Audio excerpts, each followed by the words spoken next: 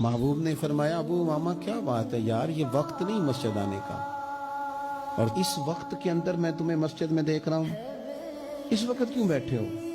عرض کرنے لگے حضور مجھے قرض نے پریشان کر دیا، آزمائش میں آ گیا، حضور کیا کروں؟ تو نبی کریم نے فرمایا میں تمہیں دعا سکھاتا ہوں۔ حضور نے دعا سکھائی، کہاں پڑھو اللہم انی اعوذ بک من الہم والحزن واعوذ بک من العجز والکسل واعوذ بک من الجبن والبخل واعوذ بک من غلبۃ الدین وقہر الرجال۔ فرمائے اس دعا کو پڑھا کرو، اللہ خیر کر دے گا۔ حضرت ابو امامہ فرماتے ہیں لوگوں میں نے یہ دعا پڑھی، میرے نصیب دیکھو، پڑھی میں نے پر سیکھی میں نے ڈائریکٹ حضور سے۔ میں نے یہ دعا پڑھی، اللہ نے میرے قرضے بھی دور کر دیے اور میرے غم بھی سارے دور کر دیے۔